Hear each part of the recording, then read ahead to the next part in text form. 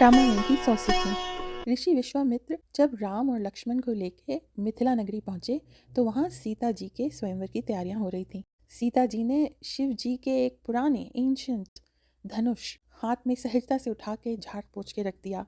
और जब राजा जनक ने ये देखा तो वो पुनः समझ गए कि मेरी दैवी पुत्री है और इसके विवाह के लिए इसी के उपयुक्त राजकुमार ढूंढने में बड़ी कठिनाई होगी।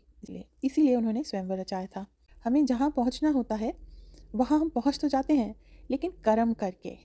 तो वैसे ही राम और लक्ष्मण भी ऋषि विश्वामित्र को अनेकों तरह से हेल्प कर चुके थे, क्योंकि ऋषि विश्वामित्र और उनके जैसे बहुत से ऋषियों को यज्ञ पूजा हवन इत्यादि करने में बड़ी परेशानियों का सामना करना पड़ रहा था, क्योंकि दैत्यों ने वहाँ पर अपना साम्राज्य स्थापित कर रखा था।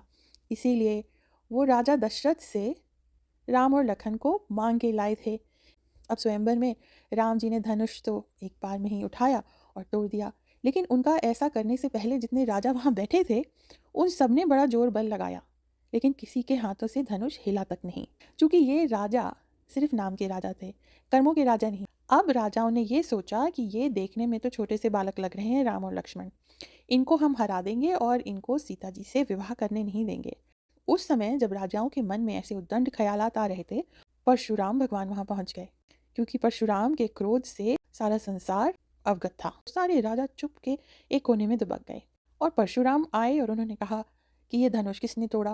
पहले तो वो विश्वामित्र पे नाराज हुए, उसके बाद वो राजा जनक से क्रोधित हुए। उन्होंने कहा ये किसने किया राजा, कि ये उद्दंडता है। और उनके इस तरह से प्रश्न करते ही लक्ष्मण, जो कि सच में शेषनाग थे, राम जो कि विष्णु का अवतार हैं, वो जिस शैया पे भव सागर में विश्राम करते हैं वही है शेषनाग।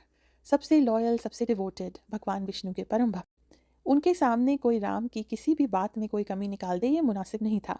इसलिए लक्ष्मण तुरंत सामने आए और उन्होंने हाथ जोड़ करके परशुराम जी से कहा कि हे ऋषि, नमन है आपका। अगर ये धनुष टूट ही गया तो इसमें क्या बड़ी बात है, ऐसे तो कितने धनुइया हमने तोड़ दिए हैं। अब परशुराम जी को बहुत ही गुस्सा आया। उन्होंने कहा धनुइया तोड़ दिए हैं, ये धनुइया लग रहा है तुमको, ये तो शिव जी का धनुष है और मेरे रहते कोई शिव जी के धनुष को तोड़ दे मैं होने नहीं दूंगा। मूर्ख बालक, तुम्हें नहीं पता है कि मैं कौन हूँ?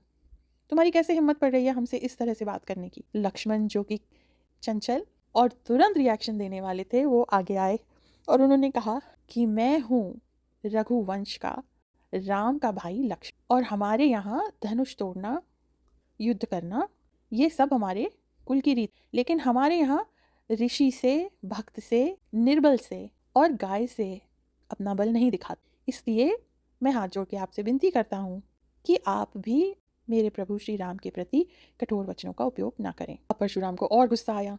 उन्होंने कहा कि ये बालक तो बहुत ही उद्दंड है, मैं कुछ कह रहा हूँ, ये कुछ कह रहा है।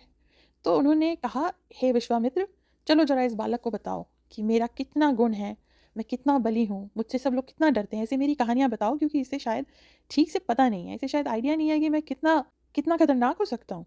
अब लक्ष्मण हंसने लगे। उन्होंने कहा कि किसी और के बताने की क्या ज़रूरत है। वो और कुछ कहते इससे पहले ही प्रभु श्री राम खड़े हो गए और उधर विश्वामित्र ने कहा कि देखो, इतना बड़ा ज्ञानी परशुराम जैसा, जो इतने मान मर्यादा के साथ इतना संसार में इनका नाम है, लेकिन ये भी लक्ष्मण और राम को देख के अभी तक ये पहचान नहीं पाए कि ये राम और लक्ष्मण नहीं, ये तो स्वयं प्रभु हैं।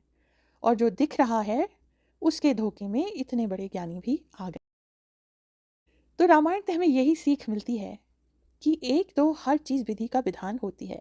डेस्टिनी, इट डज कॉल अस। लेकिन हम डेस्टिनी तक अपने कर्मों से जाएंगे या रोड होके जाएंगे, ये हमारे ऊपर प्रभु ने छोड़ रखा है। उसी तरह जब हम किसी से मिलते हैं तो उसका आंकलन उसको देख के कर लेते हैं, लेकिन आंकलन हमेशा मिलने के बाद, पूछने समझने के बाद, आगा पीछा जानने के बाद तब किया जाता है, जैसा प्रभु विश्वामित्र ने कहा।